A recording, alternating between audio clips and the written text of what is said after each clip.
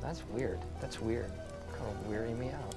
You are a sad, strange little man. Crazy. This is crazy. This is crazy. Isn't that weird? That's weird, man. It's strange. What's up, campers? Welcome back to episode 211 of Camp Strange. I'm your camp counselor, Alex Tobin. And I'm your other camp counselor, Tung Tung Tung Tung Tung Shut Up.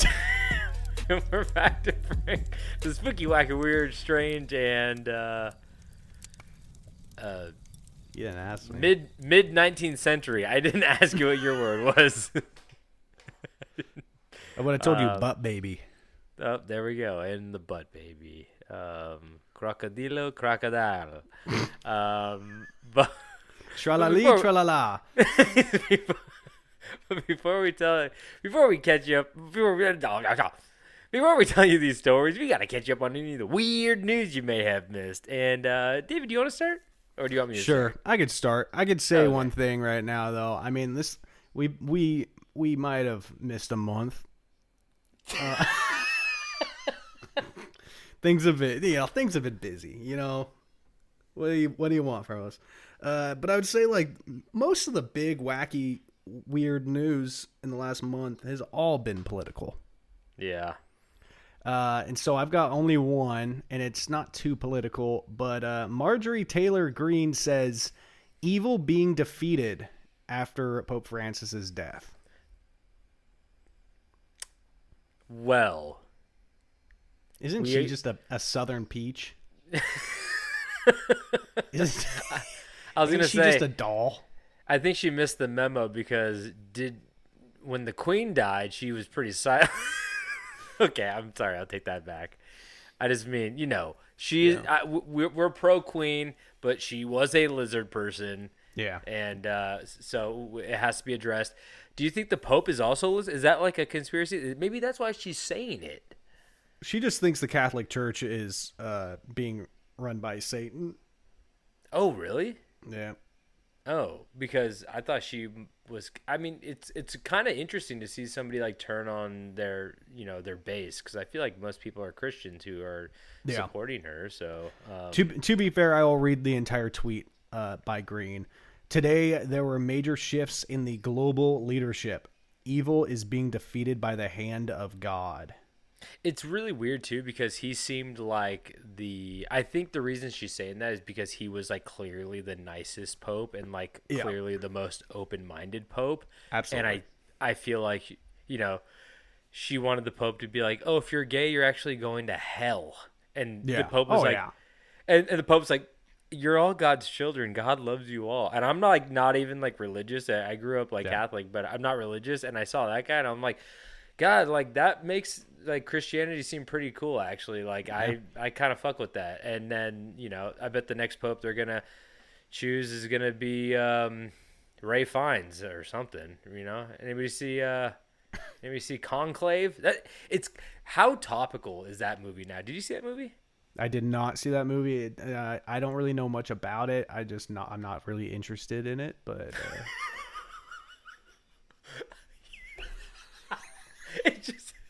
It's just so funny to have somebody be like, I'm just picturing me at work being like, oh my God, did you see Conclave? And someone's like, I haven't, but honestly, I'm not very interested in that movie or this conversation. Please don't talk to me anymore. That's what that felt like. Honestly. no, I mean, is it just like a straight up like about the Pope, or hey, dickhead, it's a fucking movie. Is he like about evil? Is he evil? Is he like is he a bad boy?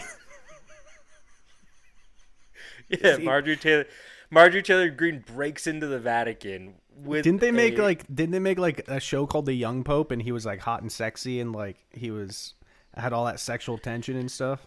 I think they had the Young Pope. I think they had two popes. There's a movie called Two Popes, or a show. There was Conclave. There was any other Pope movies? I can't think of another Pope. There was an evil one at one point.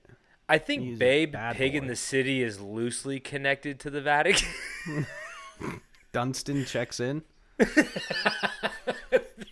like, we chose our new Pope, and it's a chimpanzee with a backwards hat. They're like, actually, this is very progressive. But no, Conclave was good actually. It seems boring, but it's actually super interesting. Like so movies, won a bunch of awards. I think it won Best Original Screenplay or Best so it's already Adapted past. Screenplay. It's already like past that window. Yeah, but it did win an Oscar for that. But no, I just think like movies have a way of taking something that seems very. I mean, The Big Short, like they take something that seems very boring and makes it very interesting. And I think Conclave did that in spades. So I would say go check it out. But I am curious on. You didn't answer my question. It was is he a bad boy? Is he a naughty pope? Is he an evil man? No, it's about the Pope dying and them having to lock themselves like in the Vatican and be like, we have to choose a new Pope.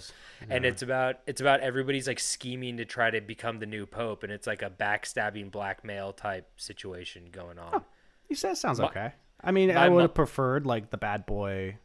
Well, my mom watched it, and I told her to watch it, and then she called me back the next day. She's like, that movie was really good, but every single time the Pope, the cardinals wanted to talk to each other in a different room, my mom's like, "Oh no, he's gonna kill him!" Like, and my brother's like, my brother calls me separately and goes, "Mom kept thinking all the cardinals are gonna kill each other every single time they were alone." So, I think that's where her mind went too. No naughty, no bad daddy popes, no bad papas. I think I'll pass. But fuck you, it's good. Anyway, we stand. Who just died? What was that Pope's name? Pope Francis. Francis. Yeah, we stand Francis. He seemed like a very nice man. Yeah. And JD Vance definitely killed him. Allegedly. We may or may not talk about that later. Okay. Well, I gotta. Let's just, since we're talking conservative right here, I got another one. Trump pardons Nevada politician who paid for cosmetic surgery with funds to honor a slain officer. So if you had to guess where this is happening and it wasn't Florida, what was the next place you would guess? Not Florida. I just said Nevada. I just said, right over my head. I didn't catch it. Okay. Las Vegas. Nevada. So yes, this Nevada Republican politician, she basically, this police officer died in like 2014, and she was raising money for a fund that was like honoring him, and I think she raised about $70,000. And the 54-year-old, I'm gonna say her name just so I can put her on blast. Her name is Michelle Fiore. Guy? No, Michelle. Oh, not Guy Fiore. okay. But yeah, so she $70,000, and she ended up getting some plastic surgery with part of it, and then she also used the rest to pay off her rent and pay for her daughter's wedding. And she was found guilty, and since she's such a big Trump supporter, Trump said, you get a pardon, and you get a pardon, and you get a pardon. Just seems really cool. And Joe Exotic is still in prison. I don't know. He's got married. I saw that. Yeah. Congratulations, Joe Exotic. Maybe she should have give some of the $70,000 for his wedding. Yeah. Been a lot of like weird sex swings, I assume. Yeah. I've got a crazy story semi-related in real life over here. To what? Laundering? Money laundering? One of my close friends, who I'll leave names and locations out of this, but because this is like an ongoing thing. But yeah, one of my close friends who was getting married this summer just found out that their wedding planner took everything and ran. What? And they contacted the person who like set them up, who like helped them find the person, and they were like, yeah, I've had 18 people call me today. And so at least 18 different that were just known through this one person, at least 18 soon to be married couples had all of their like wedding funds stolen. What? And the person just disappeared. That's horrific. Isn't that insane? The only one that I have that's not even similar to that, but in terms of like money stealing, is that my buddy used to work at a grocery store, and he said that one of his coworkers walked in. It was like a 55-year-old man. He walked in, and he was like a general manager or like a assistant manager, and he walked in with like 2 brown grocery bags, went to the safe, took like $60,000 in cash. What? He just like slowly walked back there. I think he probably. Why is that funny? Why is that funny? I'm just imagining a really old guy, just like no one can stop him, just walking. Oh no, I don't think he was that old, but I think he tried to like flee to Mexico. I think they caught him, but he had like one of those potato sacks with a big money sign drawn on it, and a beanie and a raccoon burglar mask. But damn, I just don't know, like if people think that. I wonder how many people actually get away with doing shit like that. Yeah. And apparently there was also a big organization who like had this person do a party planning for them, and they pocketed like 180,000 from that. What? Wait. So they had the weddings. So that was one of the clients. Yeah. But that I think that was a separate client. Like this person is in deep up to their neck in cash. I'm saying like this could potentially end up being like a Netflix documentary, and if it gets to that point, then I'll spill the beans and be like, yeah, this is what I was talking about. Yeah. Yeah, they're gonna find you on there and be like, I know the guy who got his money stolen. He Y'all walks see slow. my foot is rotten. You guys want to see my magic cards? Y'all come look at my commander decks. No, y'all come back now. I got more magic cards. We got Edgar Markov. We got. Anyway, holy shit, that's kind of crazy. But yeah. I hope that person gets caught. I mean, it seems like they kind of sat there and went, I have like $500,000 right now. Maybe I should just run. Yeah. But I wonder if I don't think criminals think twice like that. You know, that's why they're like criminals. But like, I wonder if he like got in his car and like backed out of his driveway and went, and then like pulled back into his driveway and then went, and then just backed sat out there of his driveway. opening and closing the garage door. That's like a Coen Brothers scene. Oh yeah. You know what I mean? Some guy's about to steal smoking a bunch of money. like a weird long skinny cigarette. I think you're thinking of Wes Anderson, but sure. Everything's opaque. What does that mean? You mean color like grading? opaque? Yeah. like white, like you can't see through it? Opaque? Like a blind person's eye? Is that what that means? I think we've lost the plot. I think you're mixing up directors. Like, anyway. Yeah, he did the movie Ray. Remember when Ray had all that gunk on his eyes? And they're like, Ray, you're going blind. He put some gunk on your eyes. I never saw Ray. Oh, I did. Next story. I hate Jamie Foxx. No, you don't, dude. No, I don't. I love Jamie. You hate Foxx. Jason Momoa. I do hate Jason Momoa. He's a terrible actor. I like Jason Momoa, though. I don't. I saw him at an airport once. He smelled bad. That actually may be true. Yeah. Anyway, so speaking of airports, man forced to sit next to corpse for hours after passenger dies on long-haul flight. Didn't you already do that one? I've heard this story. Did it happen again? Wait, did I do that? Was it going from to or from India?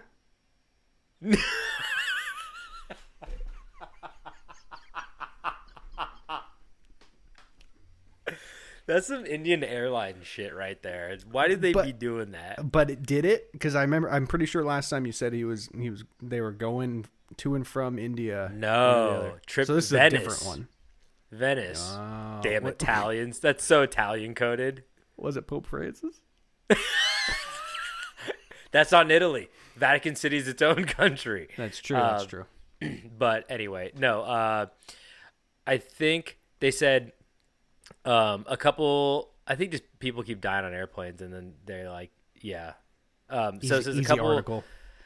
They were traumatized by the incident. It says, I think there was a lady that collapsed in the aisle. Unfortunately, the lady couldn't be saved. That's like pretty terrifying. That happened to me on the way back from Sam and Katie's wedding. Yeah, but that person didn't die. No, seemed like they were going to, though. It says they tried to wheel her up towards business class, but she was quite a large lady, and they couldn't get her through the aisle. They looked a bit frustrated, and they saw seats. They looked at me and saw seats were available beside me. My wife was on the other side. We were in a row of 4, and they said, "Can you move over, please?" And I said, "Yeah, no problem." They placed the lady in the chair I was in. And then they flew next to a dead body.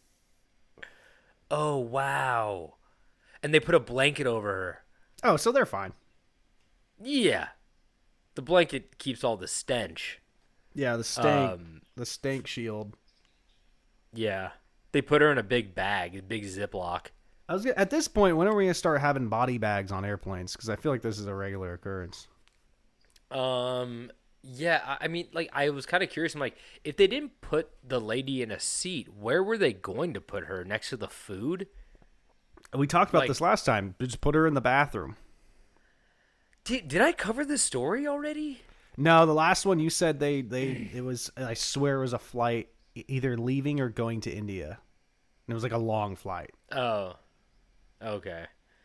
Yeah, I guess the bathroom might work, but that's like a little degrading to like just put somebody. We've had this conversation. We've already had this debate. Okay, here's something I didn't mention probably last time. When you put them in the bathroom, do you pull down their pants and put them because I feel like you're gonna lose traction and tip over if you're not ass to the toilet seat. If your pants on the toilet seat, I feel like you're slipping and sliding all over. I think you need to be ass on the toilet seat. You get a little bit of a suction there. You ever take a shit and can't get up because your ass gets suctioned? I usually stand up and inspect, then flush. You know, that's what a healthy person does. Back up. You got to inspect every stool, make sure there's nothing weird, no marbles, no erasers, bird heads, mice skeletons. Yeah, make sure it's not moving. No, to answer your question, do you actually stand up and look in the toilet? Wait. You said that they were. You said they were larger, so you might just be able to wedge them in there. Oh, like a mummy sleeping bag. You just jam it in. Yeah, just jam it in there. You kind of roll it over itself to just kind of make sure it gets in there. You just pull that little cord. Yeah. Yeah, I don't know. It's very interesting. Do you look at your shit? I mean, I guess everybody looks at their shit before they flush it, right? This is yeah. It's recommended. Do you look in the tissue after you blow your nose? Oh, what the hell? That sounded weird. My headphones disconnected from you. Hold on. What's happening here? What the hell? Wait, do you look in your tissue after you blow your nose? There we go. What'd you say? Do you look in your tissue after you blow your nose? No. I do. I'm going to be honest. I don't really blow my nose. Well, when you're sick, I don't blow my nose. I don't get sick. Okay, me neither. You're making me sound like I'm a sick booger looker. You are. You like to play with it. You like to play with it with your fingers. Anyway, okay, we're done. Move on. You don't have another story, do you? I do, and it's a big one. Whoa. You ready for this? Yeah. Nintendo enlists the Rizzler as an official partner. Holy shit. Yeah. What is he doing? He's doing like a Kirby tie-in? Sorry. He's one of the Bowser Juniors. Oh, is he really? No. He looks like a Bowser Jr. He looks like a baby Bowser. He's just a famous child, and they're like, yeah, this could be easy. Yeah, they're like, children love this famous child. I don't know, man. I don't care what anybody says. I love the Rizzler. I love that guy. It's crazy how beloved that he is. For doing pretty much nothing. I mean, no, just for being like like America's sweetheart. We Yeah. love him. I just mean like it's crazy. Like people just like him, and he doesn't have to do anything. That's even the crazier part. I don't know. It's The only comment on this article is by SD Shishiro saying, no idea who that is. I'm about to make an account. Say, yes, you fucking do. You're not better than us. Shut up. I had a friend in high school that would go, someone's like, oh, Abercrombie and Fitch. And he's like, Andercrombie and Finch? What? And I'm like, fuck you, dude. You know what that is. You don't have to wear it to know what it is, dickhead. I hate when somebody was like, during like the whole TikTok thing where all like the TikTok girls got famous and someone's like, Charlie D'Amelio. And they're like, I don't even know who that. I'm like, okay, I'm not like a fan, but like she's like stupid famous right now. So like shut the fuck up. You probably know who that is. And they're like, no clue. Fuck off. I did notice that we had a message from some fan mail on our website, and it's from a Colorado phone number. Oh, is that the one that just says, hey, bitch? Yeah, hello, bitch, question mark. I don't know how to reply, so this is our reply. Hello, how are you, Colorado? Okay. I saw that, too. I was like, that must be for David. I let you. Yeah. That was for you. Block number. Anyway. I don't know. What is this? How do people send us these? What the fuck? And why are they under people's phone numbers? Oh, yeah, of course my mom keeps fucking sending messages. God damn it. Love you, Jody. Just call me. Should we get into these stories now? Yeah. Okay, let's get into them. Now, David, like you said, we've been gone a month. And in that month, I don't know if I mentioned, but I went out to Joshua Tree. I think I mentioned that last time. But while we were out there, I kind of got like heavy into the California Gold Rush. Oh, okay. No, didn't do that. But California Gold Rush, and I was like looking around, and that kind of brought me down not a lot of like. There's a lot of murders in the Gold Rush era, but I couldn't find any good ones. But I ended up stumbling across a 1939 string of murders, and I was like, whoa, this story's crazy. Not really. I don't even know why I prefaced the intro with the Gold Rush. It's not about the Gold Rush. I'm sorry. I fucking lied. I'm so sorry. I don't know why I did that. I just want to know where the gold at, Okay, let me start this over. David, do you know who Robert Hansen is? Robert Hansen?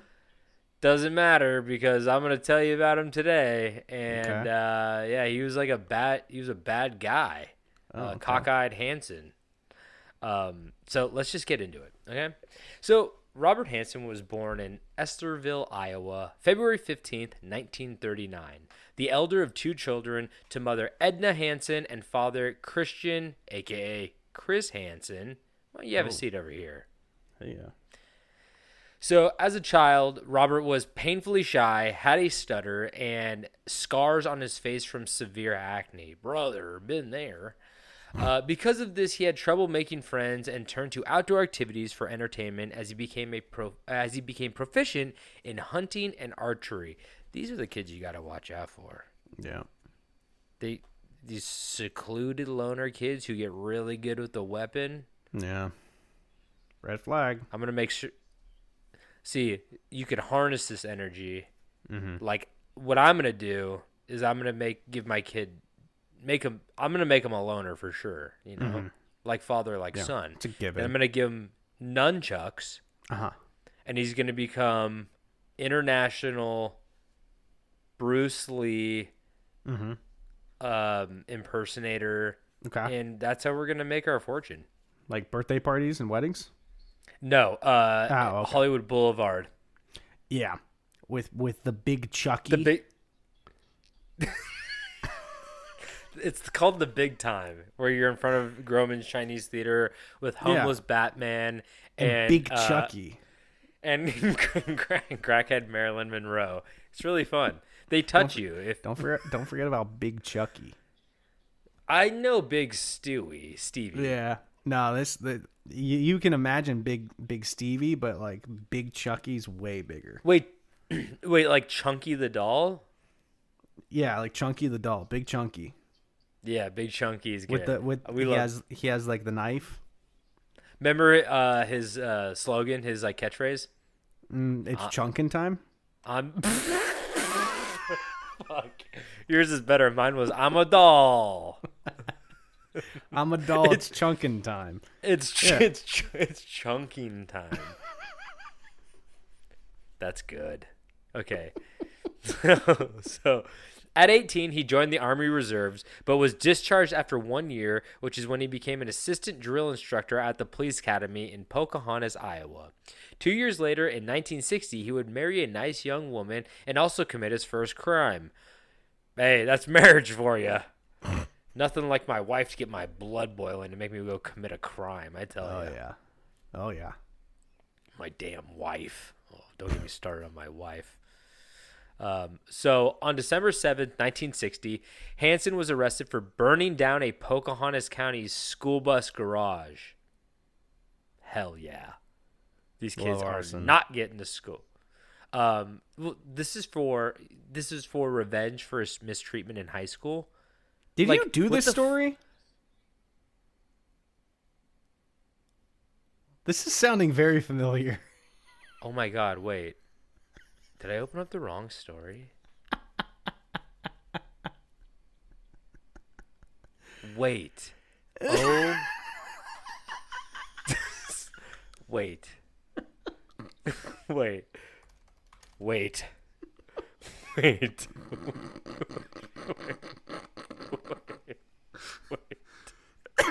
I need to figure this out. Wait. Because I remember saying, hell yeah, arson rules about someone burning down a school bus. Wait. I think I have... Wait. This is fucked up. Can we pause for a second? Hit pause. Okay, guys. For once, David is right. David's astute, and I hate to admit it, but I was reading the wrong story. And finally caught on. Those news stories were... How many times have you done this? Never, I don't think. Now, yeah, those news stories were the same ones too. You're like, dude, like... So that's how you do it. I look up the news stories before we start recording, so they're like new and fresh. I don't look them up. I don't like save them to my story. I saved the link at the top of my story. So I clicked on these. That's not a bad I clicked on these links.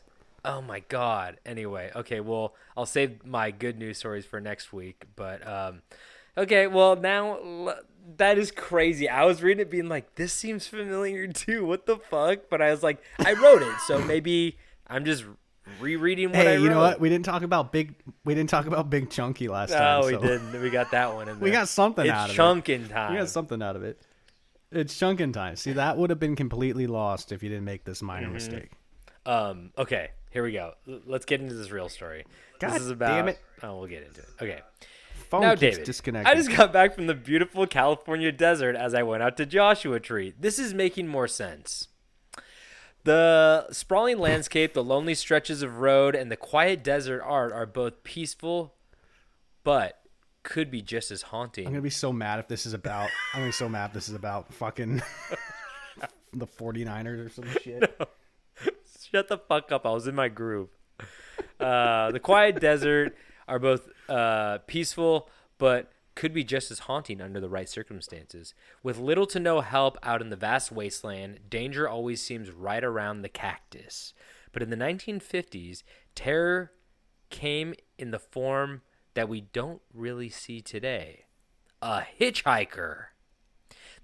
Ah, yeah, they made that illegal. The beatnik travelers and hobos seem to be mostly gone. But one man, Billy Cook, made a lasting impression on America's pastime of hitchhiking, as today we discuss the cockeyed killer.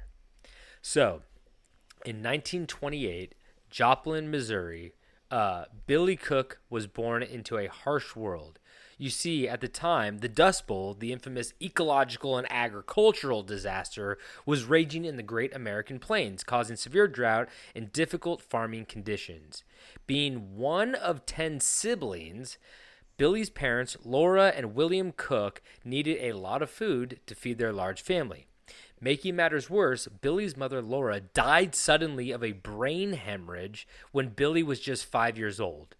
Billy and his sister found her dead on the kitchen floor after coming home one day.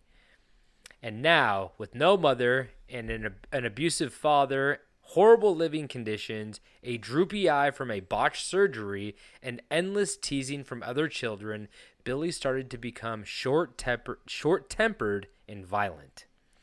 Not long after, Billy's father, a violent alcoholic, gathered the children and abandoned them in an old mine shaft on the outskirts of Joplin. 10 kids. Holy shit. That's like a small They community. They could have rose up and overtook him. They could have put him in the mine shaft. Easily. Yeah. Have a backbone. You these poor kids. But, there's a somewhat of a silver lining. So, the Cook kids huddled in the damp darkness, crying and calling for parents who would never return. Eventually, authorities found the starving children and rescued them. Yay! All of Billy's siblings were taken in by foster families, but Billy was left behind. Boo! No one wanted the boy with the deformed eye and explosive temper. I kind of get the temper. I don't really get the eye thing. Yeah, what's wrong with maybe that? Maybe the 1928. Maybe they're. May I say? Everybody says how shallow we are today. They're like, you see these magazines, unrealistic body standards. Hey, I wouldn't have turned have turned away a droopy-eyed kid. I would have been like, you know what? Yeah. I could make. Let me undroop that eye, boy. I can make you my. Let's go to the beach. I'm like, I can make you my dog and get a lot of people on famous. I get famous on Instagram. Mm-hmm. You know how like people on Instagram just get the most fucked up looking dog and they're like, ooh, it's Chicken. Look at me and Chicken are going to the beach and Chicken's like, and they're like, Chicken. Fighting for its goddamn life. It's me and Billy Cook. Yeah, no, that's a thing. That's definitely. I like how I said I was like more accepting, and then I made that joke. I'm sorry. I'm so sorry, guys. It's just a dog. Billy would have killed me. He has a violent temper.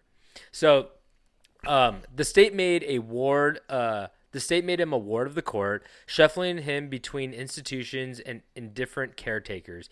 Each rejection, each cruel nickname, like cockeyed Cook, planted seeds of anger in the young boy's heart.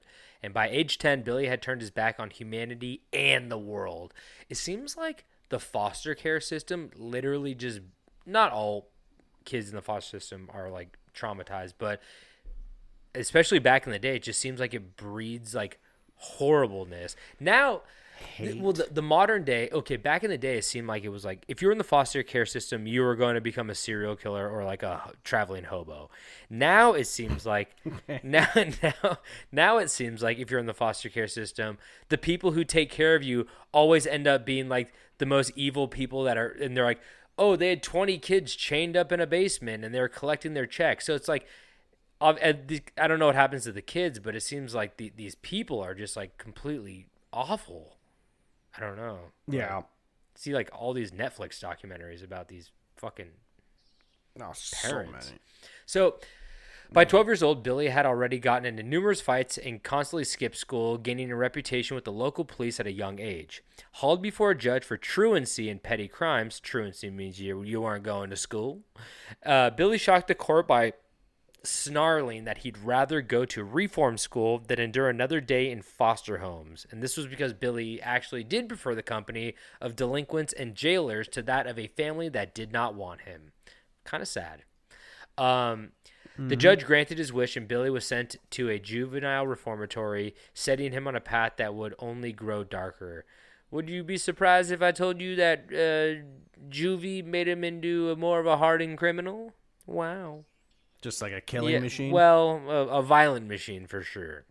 Okay. So behind bars, Billy's rep reputation continued to grow as people began to avoid the scrawny kid with the half-shut eye.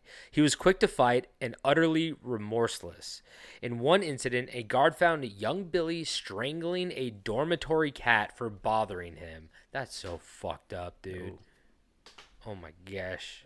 You know what they say about abusing animals. Dude, I just saw on like the news that this man was found guilty for like murdering and torturing like 17 cats in the neighborhood in like Santa Ana, California, and there were all these people outside of his house like protesting like get him the fuck out of our neighborhood. And I'm like, how is this man not in prison? Like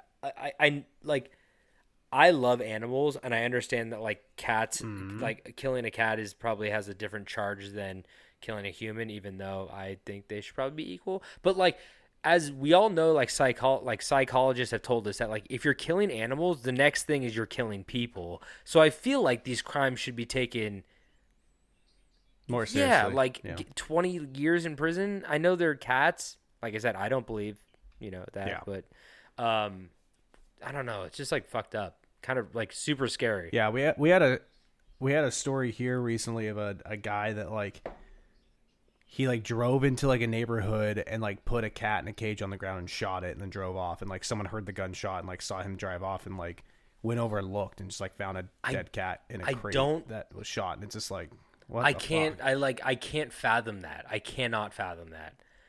I mean, I know why people do it, where it's like if you're abused, then like you turn your abuse on smaller things so you have control. I understand the psychology behind it, but like, god damn, like.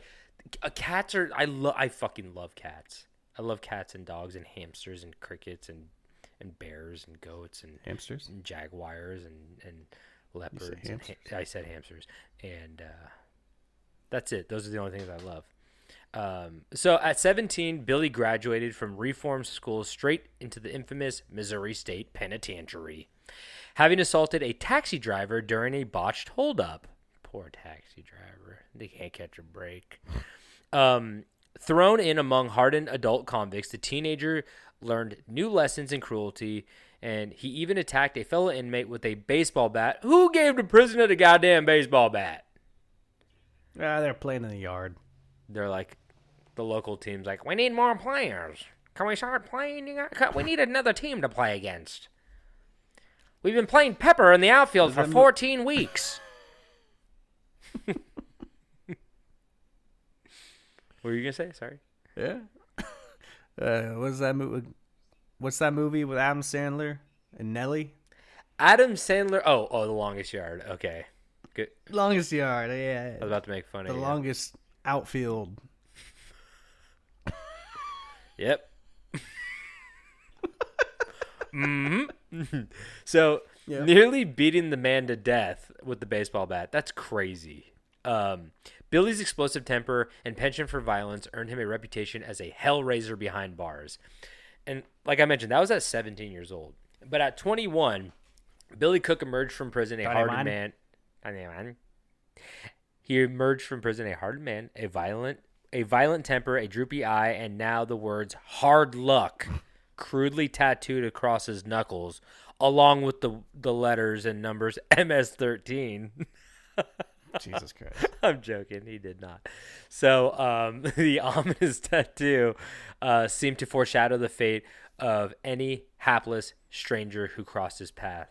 Hard luck is actually like a fucking cool, like, it's just not like, it doesn't say like, fuck you. You should do it. Good luck on mine. Great luck. Good guy. Nice man. Good hugger. Chunky. Good boy with two eyes. Yes. Big chunky. Big. I need less fingers. You got to go to the toes. Yeah, you got to go back to the toes. I need less fingers. So in 1950, after prison, he drifted back to Joplin, where he was born, and briefly reunited with his estranged father. Can you imagine like returning to your dad and being like, hey, remember you put me in the mine? You're like, oh yeah, I forgot about that. I was fucked up. But I was hammered. Sorry, kid. Oh, fuck. I thought that was a fucking dream. Sorry. I was sleepwalking. So he reunited with his estranged father, now an old man living off a pension and in a shithole. There was no pleasantries, just a question from his father, "What do you plan to do with your life?" And he said, "Live by the gun and roam." As the 21-year-old Billy headed west. That's cool. Live by the gun and roam. I thought you meant like Rome, Italy. Like he's gonna get a gun and go to go He's to like, Italy. fuck the Pope. The Pope's the evil. And they're like, what? I'm gonna bring smoke into the world. The dad's like, okay, I'm like fucking evil, but like, I like the Pope. And he's like, no, he's the devil. No, the Pope, he had the Evil dies today, Daddy. evil dies tonight. From fucking the new Halloween movies. Pretty bad. So, by late December, Billy was in Texas, a few bucks in his pocket from a dishwashing job in California. He used the little money he had to purchase a snub-nosed .32 caliber revolver in El Paso. Armed and aimless, he stuck out his thumb on the Texas highway and waited for the next car. Lee Archer, a mechanic driving near Lubbock, Texas, saw the lone hitchhiker and decided to show a bit of Christmas kindness since it was December. It would nearly cost him his life. Archer picked up the scrawny young drifter and scarcely had time for pleasantries before he felt the cold barrel of a gun against his neck. Billy forced the mechanic to hand over his cash, a meager $100, and then ordered him into the car's trunk. Moments later, Billy sped off with a laugh, leaving Archer struggling in claustrophobic darkness. And fortunately, Archer managed to pry open the trunk with a tire iron and escaped into the night before worse could happen. Shaken but alive, Archer became the first to tell authorities of the one-eyed hitchhiker with a murderous glint. Billy Cook's 22-day rampage had begun. A day later, on the lonely stretch of highway outside of Claremont, Oklahoma, another car pulled over for the hitchhiker. This time it was Carl Moser, a 33-year-old farmer driving west with his family, his wife Thelma, who is 29, and their 3 children and dog. Billy climbed into the Moser's car, likely flashing a friendly smile before pulling out his revolver and pressing it against Carl's ribs. "Just drive," he growled. Thus began 72 hours of pure terror for the Moser family.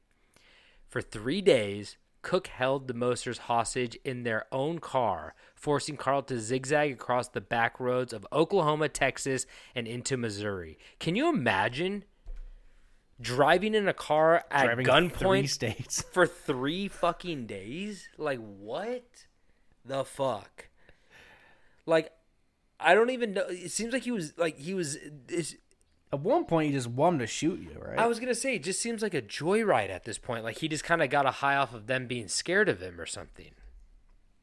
Yeah. Maybe that was the play the entire time. Like, oh, I like the power. Like, but maybe he also thrived off the idea of like being in a family dynamic and like weirdly liked being around the family while holding the dad at gunpoint.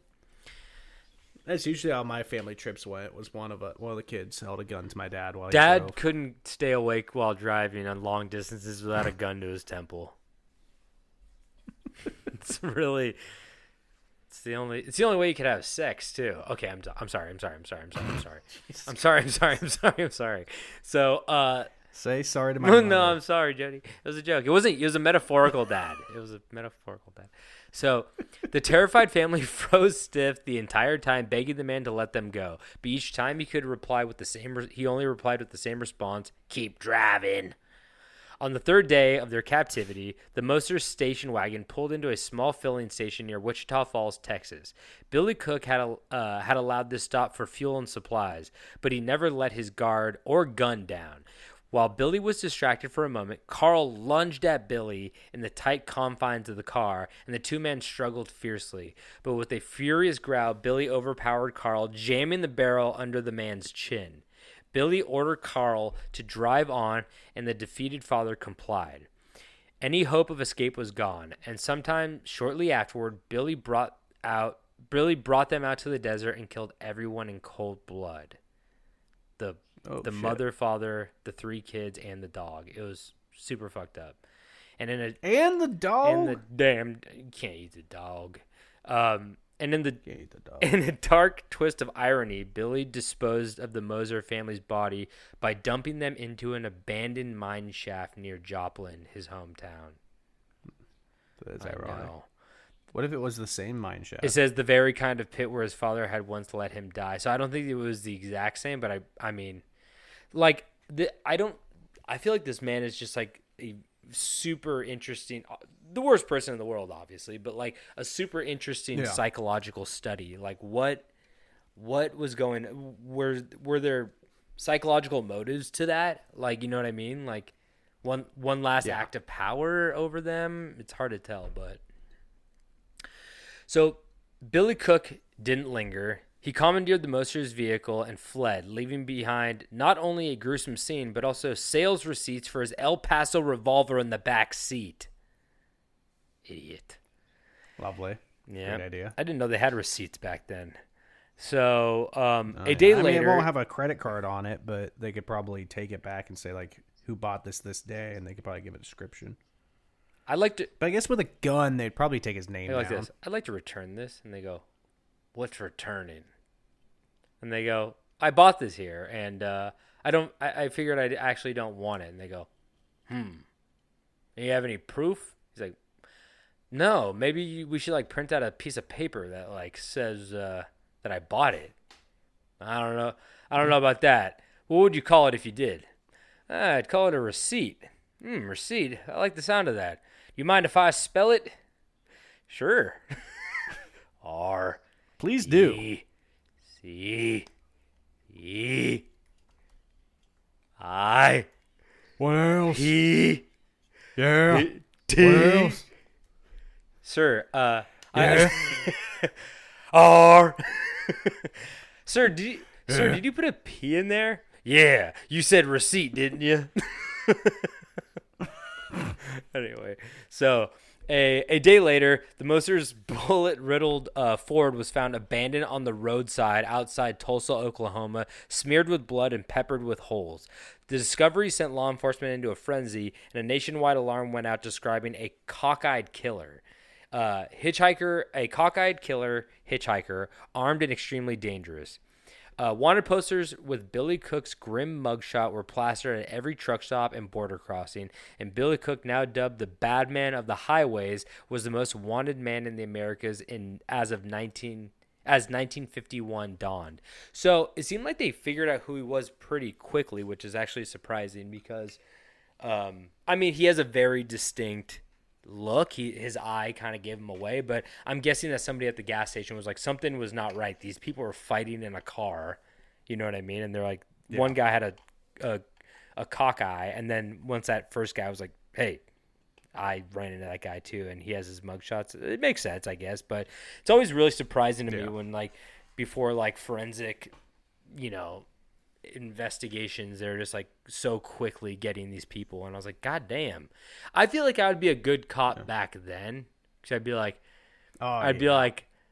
did you see anything? And the guy's like, no. And then I hold him up, I slam him against a vending machine, and I go, now did you see anything? And he goes, yeah, he had a droopy eye, and he smelled like shit.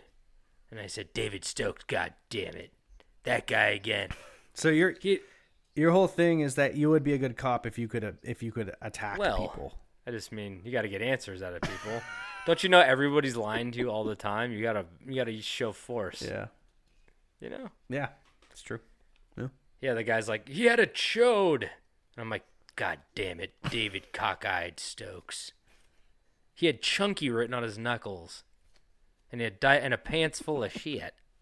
Okay, I'm done. So, Billy Cook headed west once more, piloting a stolen car through the desert of New Mexico and Arizona.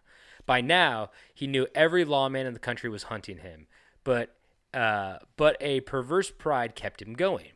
He crossed back into California, returning to the drought-blighted town of Blythe. a place he knew from his drifter days.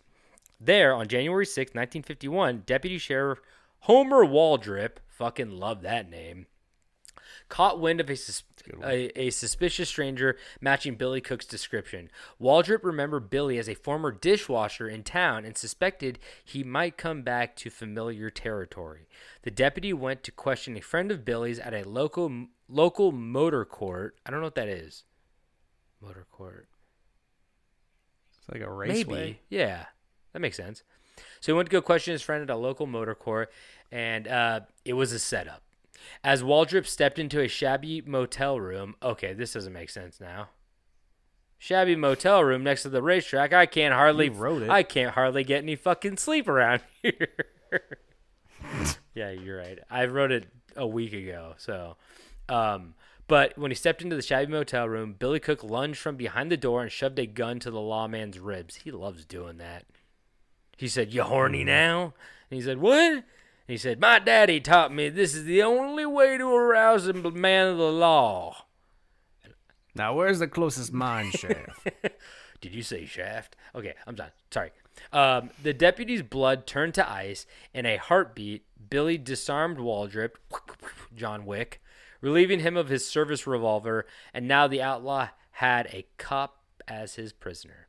So Billy forced Deputy Waldrip into his own patrol car, and together they drove off into the barren California desert. For over 40 miles, Billy made the deputy chauffeur him around aimlessly. See, it's a power thing. It's like he doesn't have a plan. No. He just likes the power.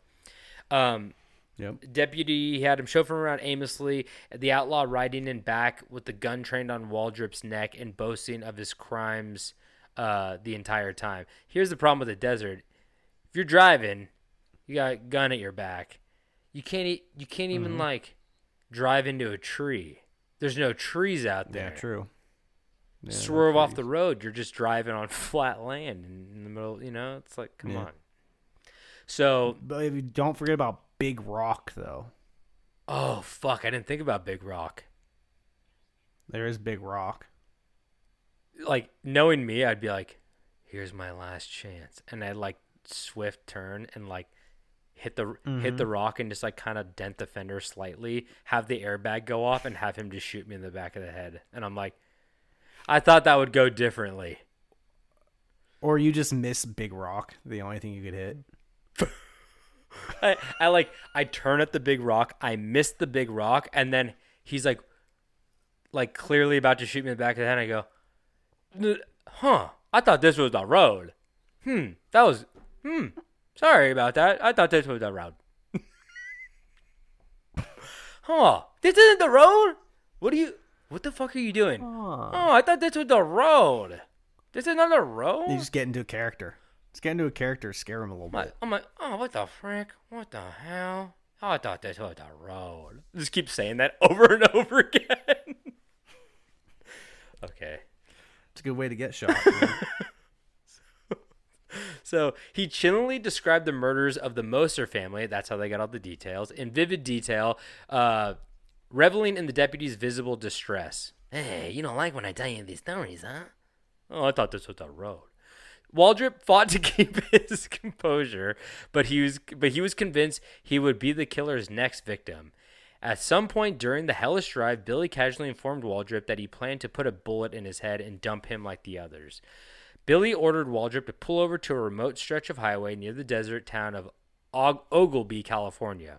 Billy marched the lawman at gunpoint to the edge of the road. "Lie face down in that ditch," he barked. Trembling, Waldrip obeyed and said, "I thought this was a road."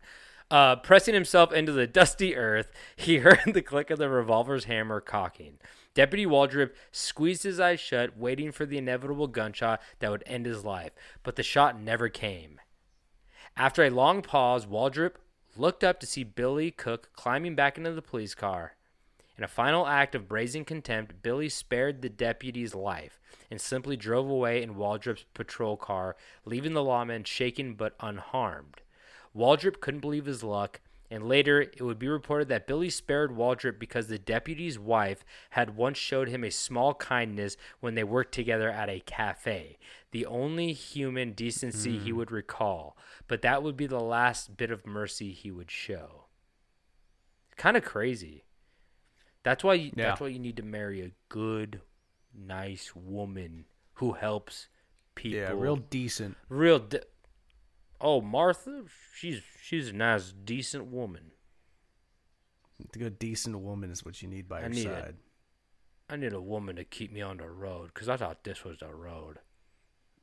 You need to stop. I like this because I know you don't like this. Oh, what the heck? Wait, what the heck when did the road become dirt? I thought this was the road. I'm gonna quit. Okay, I'm done. I'm done. Speeding westward in the stolen police car, Billy Cook came upon a lone traveler on Highway 66. Robert Dewey, a 32-year-old traveling salesman from Seattle, was driving through the California desert, likely headed home, when he saw the flashing lights of the sheriff's cruiser pull up from behind.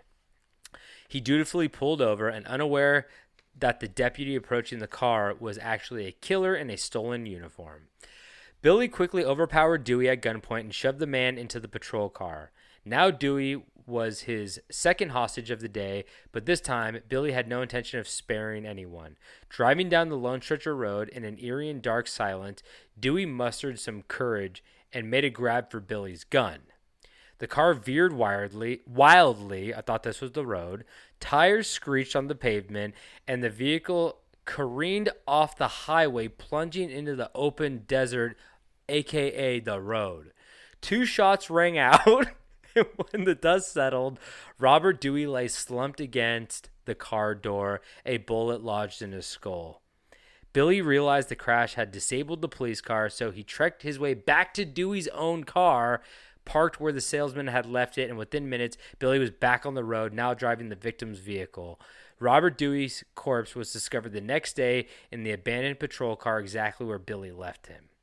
The scene was discovered shortly after, and radio bulletins warned citizens not to pick up hitchhikers under any circumstances, and in diners and truck stops from Albuquerque to Los Angeles, people swapped rumors of the one-eyed killer. Billy Cook had become an urban legend in real time.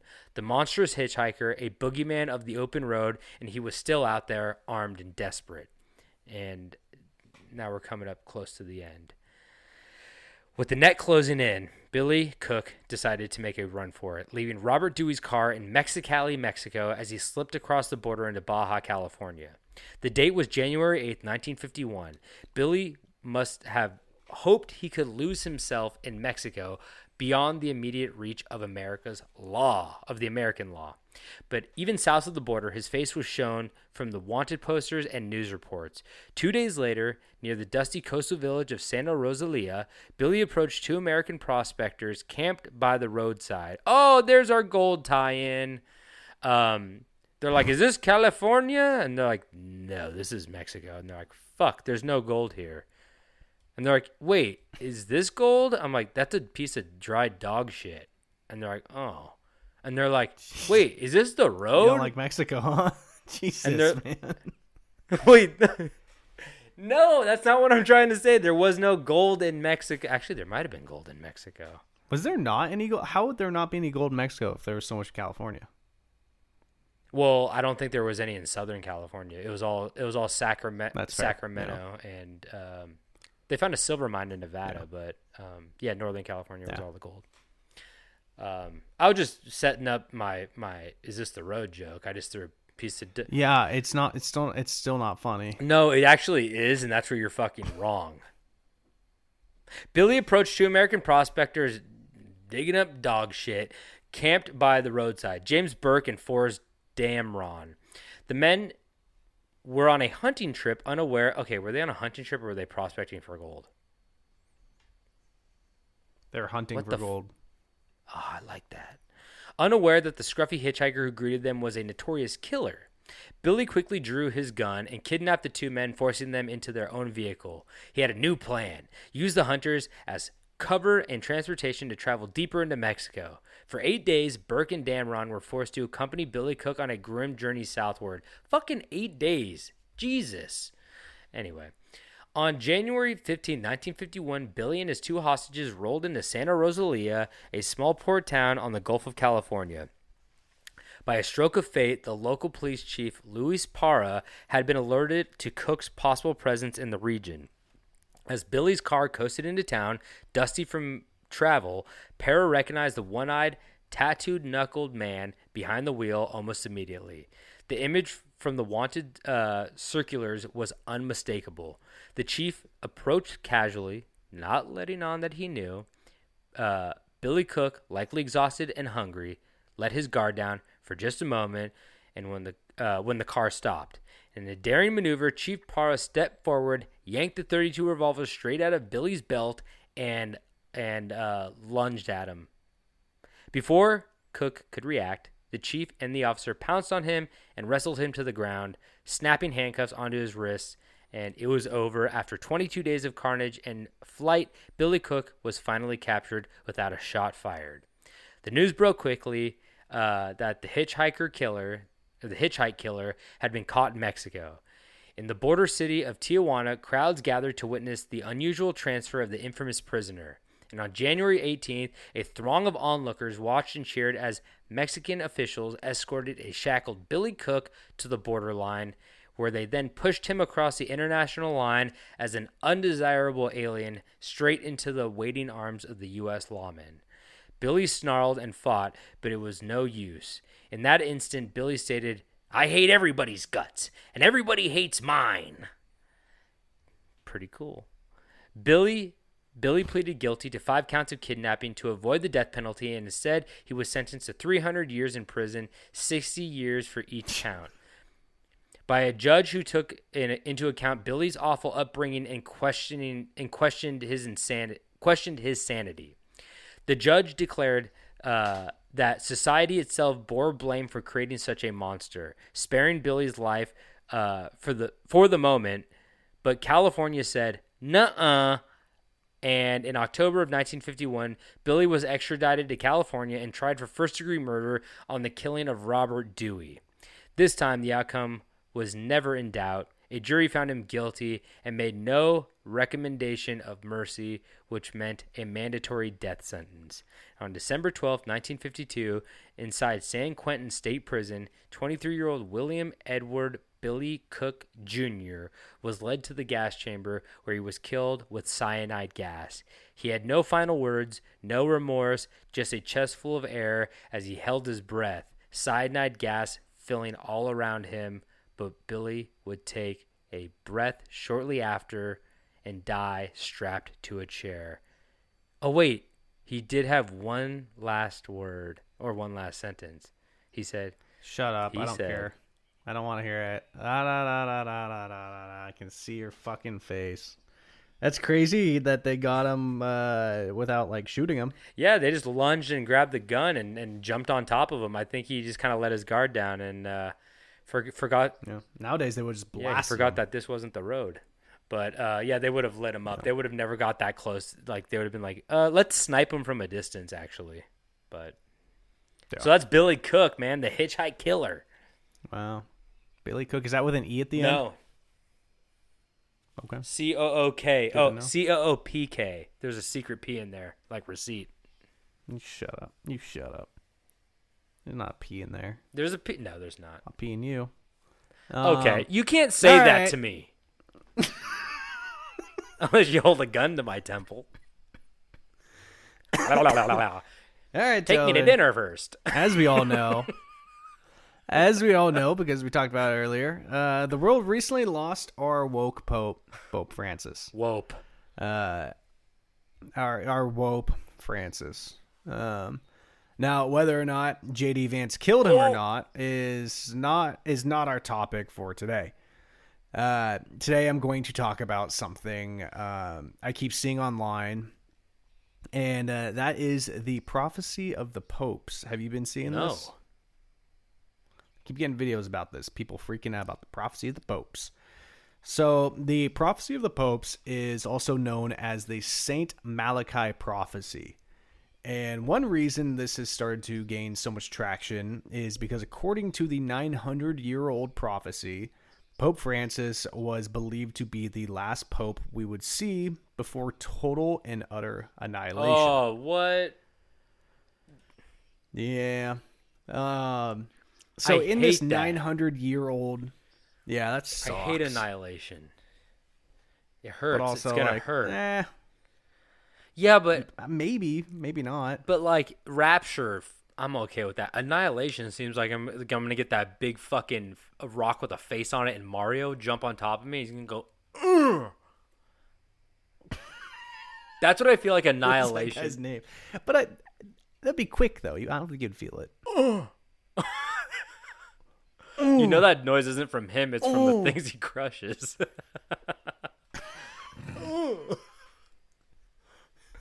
What's that guy's name?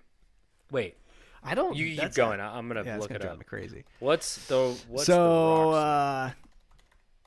name?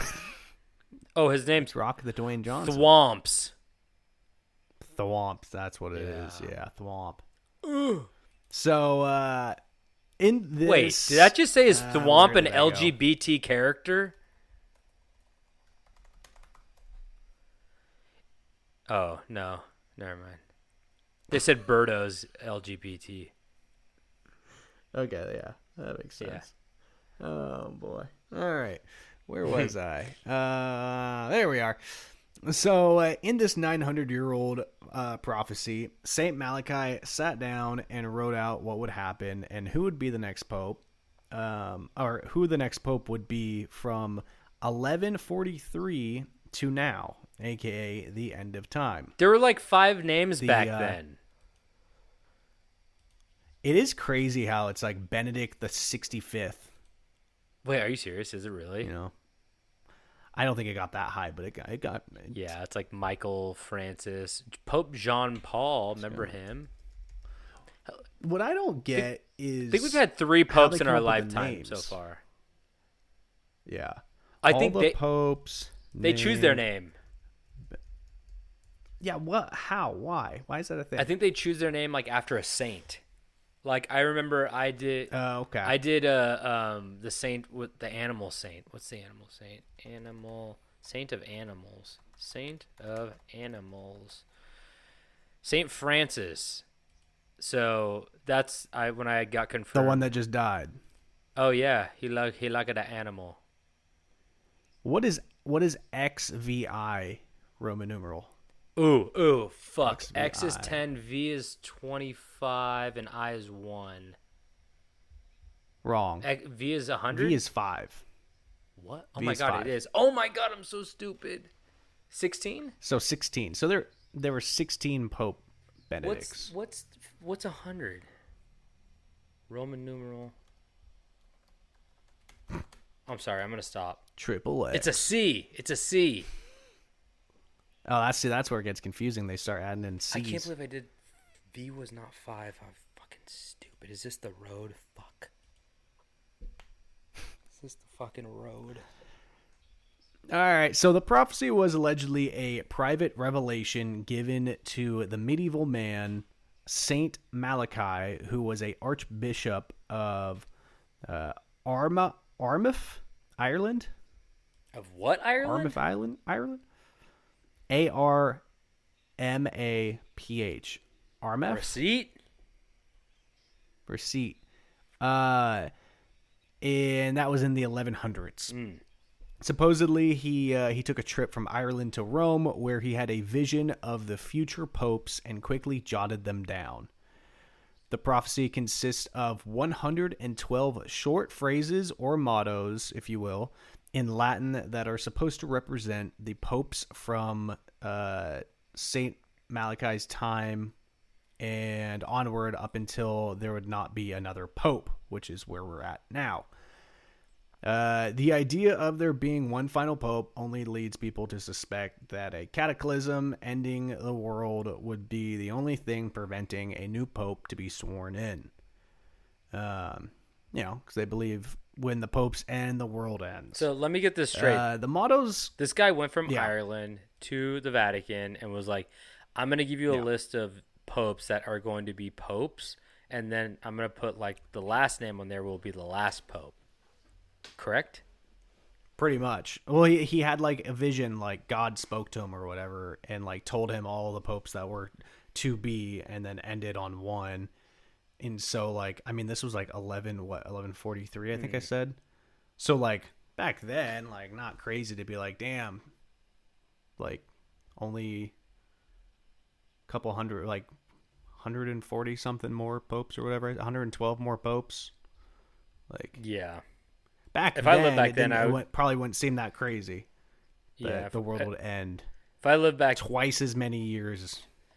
If I lived back then, I probably would have thought the world was going to end any minute because it probably fucking sucked. Yeah, that's true. I'd be like, yeah, one of my neighbors dies every day.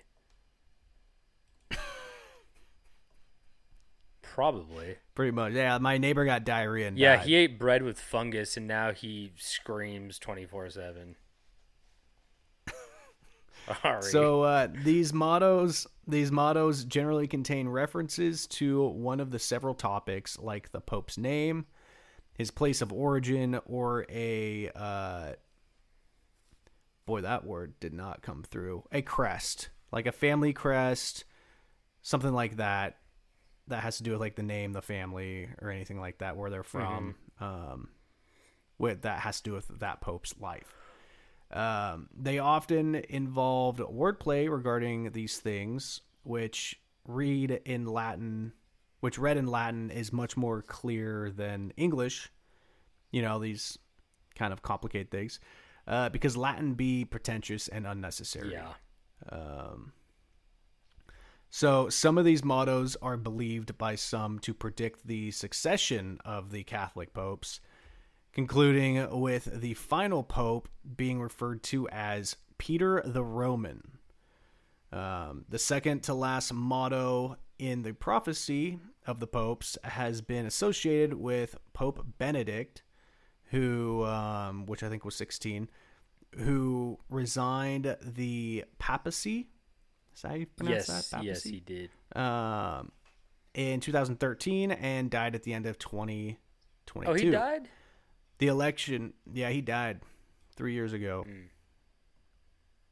The election of Pope Francis as his successor brings us to the last name of the prophecy of popes, which many have taken to indicate the final pope as the end of the world. The passage reads, Peter the Roman, who will nourish the sheep in man's tribulations, when they are finished, the city of 7 hills will be destroyed, and the dreadful judge will judge his people. The end. Whoa. So I think maybe like ending it with the end is a little ominous as well. What's the city of 7 hills? I would guess like Vatican City. I don't know. They're trying to say that the Pope will judge his people, and then that will be the end? Or are they trying to say that... I think God is the judge. The dreadful judge will judge. What is the city with 7 Oh, well, I was going to say, like, is that... It's Rome. Okay. I was going to say, yeah, I'm guessing people have interpreted that. Like, what do the sheep mean? Who's the judge? Who is the hills, as we know now? It's Rome, but... Yeah. So with that out of the way, how far can we go to believe that these are the end of days? Well, the prophecy itself is not a Vatican-approved private revelation. So I guess a private revelation is like a legit thing that they call stuff in Catholicism or just religion in general, when you have like a private moment with God and then you tell people. I'm guessing that's what like a private revelation is. See. Yeah. And I would assume that the people running things could be like, it's not legit. Yeah. You got to put... Like, we're not going to endorse it. You got to put in your time to be able to talk about your dreams publicly. They're like... Yeah. Sorry, Terry, you just started. You can't... He's like, God said we should all get Heelys. And he's like... God said I could have 3 wives. No, 6 wives. God said no more holy water. Only Mountain Dew Code Red. The God said I can date while married. And I can date as the Pope. Terry didn't last long. God told me LMFAO can't go to heaven.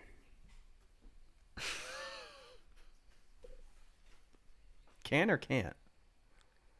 That's you have to interpret my prophecy. There you go. I just misheard you. I was wondering what you said. I don't want to take a stance on this. That's fine. Although it has influenced. So yeah, it's not proved, but it has influenced some Catholic circles for a few several hundred years. Deny all you want, but there have been a few times that the prophecies hit the nail on the head. So let's look at some of the facts. The prophecy was published in 1595, where Saint Malachi died in 1148. So there's no record of these prophecies for 447 years between the publication and his death. Whoa. Allegedly, the document sat forgotten in a Roman archive and was not rediscovered until 1590. So just because it sat around for that long does not mean that it's fake, but it doesn't help its case for its authenticity. Some claim the prophecy was planted in the archive for political purposes, which I can't really see how that would be helpful. Maybe somebody like wrote their own name on it. Like the next pope will be John Paul, and he's like, "Well, I'm a John Paul. I am a John Paul. I am the pope. I have no wife. I make it a pizza." That's not funny. I don't think that's funny. It's fine. No. I think it's not funny. I think the road thing's funny. I think that's not funny. Okay. Well, don't worry. I'm not going to say I make it a pizza 600 times for the rest of this. Okay, that would be funny. So one of the chapters, if you may, said Ex Castro Tibris, which says, I cook a pizza. Okay, this guy. Is this the road? What the hell? Which says, from the castle on the Tiber, which is connected to Celestine II, who was only the Pope for a year, kind of crazy, 1143 to 1144, who was born in Città di Castello, which is the city of the castle, which is on the banks of the Tiber River. Whoa. Frigidus Abbas, which means I cook a pizza, which means cold abbot. This is connected with Benedict XII, from who was the Pope from 1334 to 1342, who had been the abbot of a monastery at Front Friode, which means cold spring. So cold abbot. Next one is Di Parvo Homine, which means I cook a pizza. Which means from a small man. This is connected to Pius the Third, whose family name Pius the Third, whose family name was Piccolomi, which translates into small man. Oh, yeah. See, from small man. So let's get some from the ones that occurred after the prophecy was published. Pia Civitas in Bello, which translates to Pius City in War. This is connected with Innocent the Fourth. I guess there's been popes with the name Innocent. Brother, you lost me at fucking 1432. God, they thought they were like, we're famous. And I'm like, no, you don't get it. There's been 4 of you? Yeah, I'm like, sorry, dog. You're just like another name, and a confusing one at that. Yeah. Piss. You weren't even alive when Fortnite was out, so Yeah, you know what a chug jug is, idiot? Dude's never even had a chug jug. So some have pointed out that he was the patriarch of Jerusalem before his election, and Jerusalem could be thought as a pious city. Although Jerusalem was not actively at war at the time, it could be a reference to the difficulty and struggle he had to get to the reins of Pope. I don't know. That's the nice thing about writing vague prophecies. Like Nostradamus is one of them, where it's like the twins will burn, and everyone's like 9/11, and then like he really meant like I'm gonna light these fucking 2 twin kids on fire for something. Yeah. And they're like, for being freaks. Yeah, they told me to do it. So next one was Aquila Rapax. Which, I love. Is that like the new hip hop artist Tequila Rap X? Yeah, Aquila Rapax. Oh, okay. Like Tila Aquila. Wow, she's good. She's famous. Which means raptious eagle. Whoa. This is connected to Piss the Seventh. I feel like Raptious Eagle would be my rap name. That's a good one. So some have connected the dots that his reign had overlapped with Napoleon, and that the name Raptious Eagle was a fitting name for Napoleon. I don't buy that. That one doesn't really work in my book. Relagio Depolata, which translates to religion destroyed. This is connected to Benedict XV. The closest connection that was found is that his reign was during World War I. Not two. It would have been probably better with 2. He's like, I'm just saying for the case. Can I still be a pope? World War II seems a lot worse.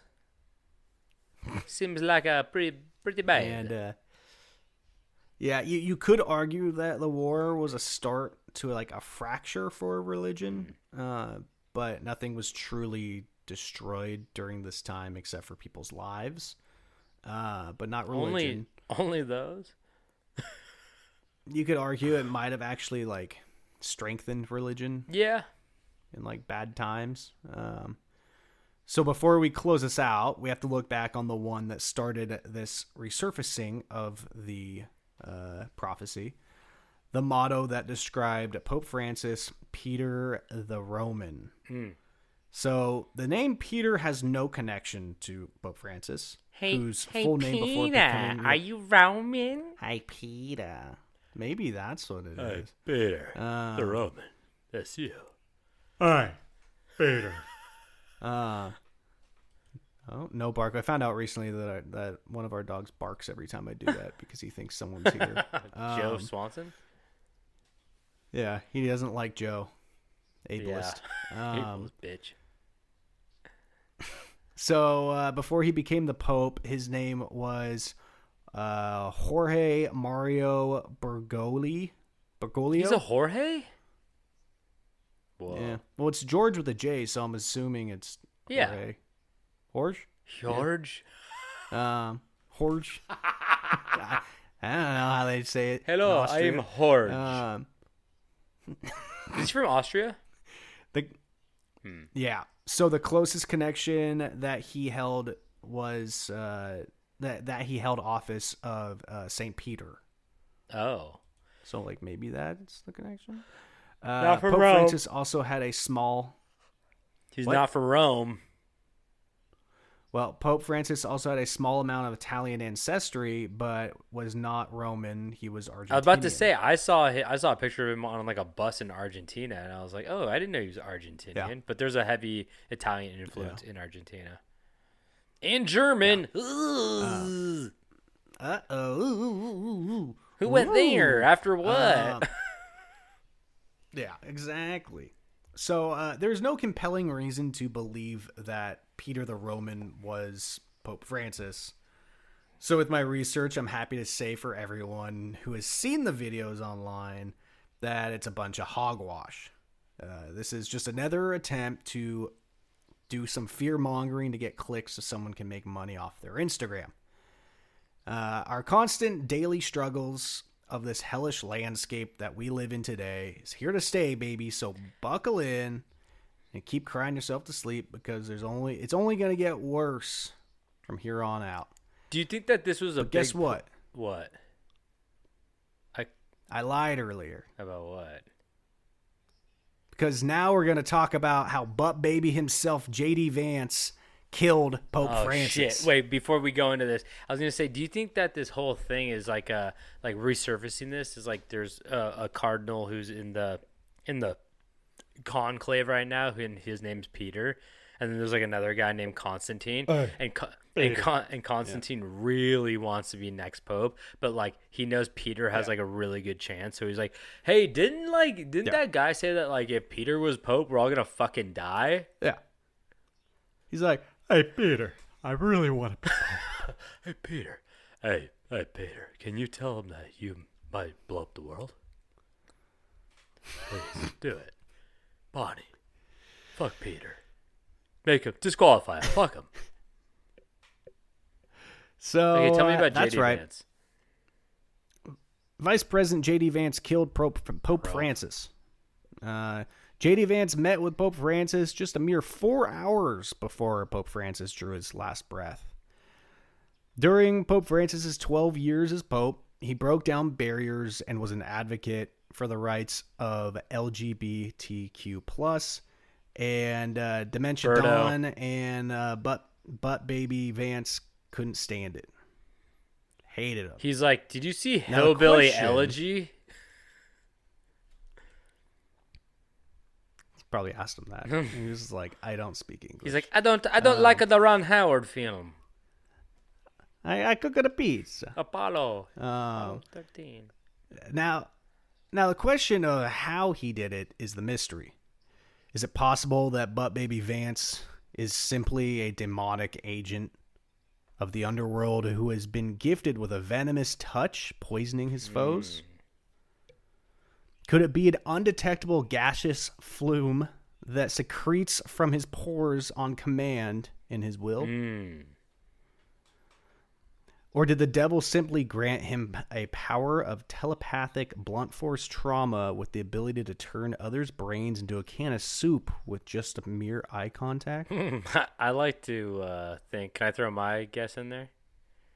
Yeah, obviously. I like please. to think that he opened his mouth real wide, like in The Mummy, and a bunch of flies flew out. See, the cameras would have gotten that, and I don't know if it would have killed him 4 hours later. Fuck. So, I mean, I truly, I can't rule any of them out at this time, even the flies. But we can look at the cold, hard facts. Butt Baby Vance was able to close the gap and get close enough to be in close proximity of Pope Francis. Butt Baby Vance did verbally communicate with Pope Francis. Butt Baby Vance did physically come in contact in the form of a handshake with Pope Francis, all 4 hours before he died. So we have close range verbal communication and physical touch to work with. Being trained in the dark arts, Butt Baby Vance is not a complete fool and knows to use methods that would prolong the fatality. If Pope Francis died right there and then, it would be too obvious. Which is what would lead me to think it was some type of poison attack. It says he died of a stroke. Might have been the telepathic stuff. It's true. Maybe he whispered a little spell.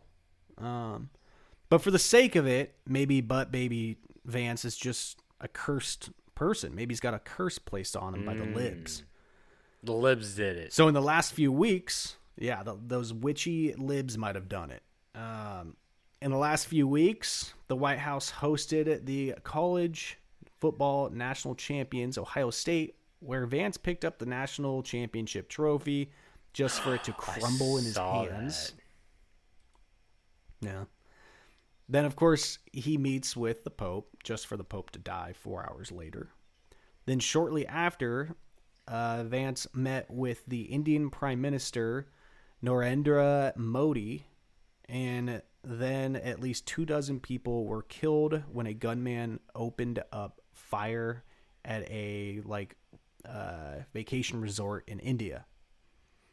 Prior to the attack, people were jokingly predicting that something horrible was going to happen in India because Vance was going to make an appearance. Now, I'm not here to tell you what you need to believe. You can love But Baby Vance all you want. That's your right. I won't tell you you're wrong. But as we continue to follow the trail, we can't help but question what's really going on here. What is really going on? I don't know. I don't have the answers. We got to keep following I'm the fucked trail. up right now because I'm looking at the Pope's body in a coffin. He looks so stiff. Is he like rocking like two shakas? Yeah, he is. No, it looks like he can't bend his fingers much at all. Oh no, they put sunglasses on him. They have him on wires. Wow. You make a lot of good points. I did hear about those other tragedies, and I think JD Vance should stay far away from me because I don't need that. I don't need that in my life. Do you think? I agree. Wait. Mm-hmm. What is JD Vance's middle name? We know JD. Diaper? JD. D stands for duh. Duh. His middle name is Da Rabbit. You know who's also Da Rabbit? Peter Rabbit. And if you didn't know, he went to what school is Roman? He went to USC. Who? JD Vance. No, he went to Yale. No. Okay. He went and what's to their USC. mascot?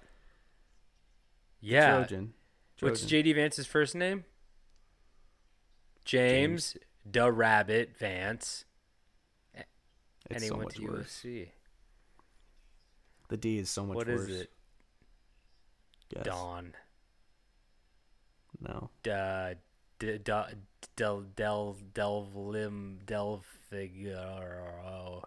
Figaro. David. Whoa. Yeah. That's a big bummer. Took a Dave, big hit today. David the Rabbit. What's your favorite? Wait, what's your favorite food again? Carrots. David the Rabbit. I do love me some carrots. Damn, this guy like carrots. There's just a lot to unpack here. That's all I'm saying. It is a lot. But I think that's all the stories we have for you today. So thank you guys so much for tuning in, and thanks for always listening. We love telling you stories and love when you stick around and listen to them. If you guys want any more information, you go to Cam Strange Podcast on Instagram. Click the link in bio for whatever the hell you want there. Rate, review, subscribe, share it with a friend. That's it. That's all. We'll be back hopefully in 2 weeks, and we'll not have a gap anymore. We've been slacking, but we're back, and we'll hopefully try to stay that way. So, JB, do you have anything to say before we officially head out? Yeah, I mean, obviously everything on this podcast is a joke. Please don't raid me, FBI. I'm just having fun. Jada Rabbit Vance went to USC. Just remember that. Anyway. Yeah. Okay, and don't forget to stay strange.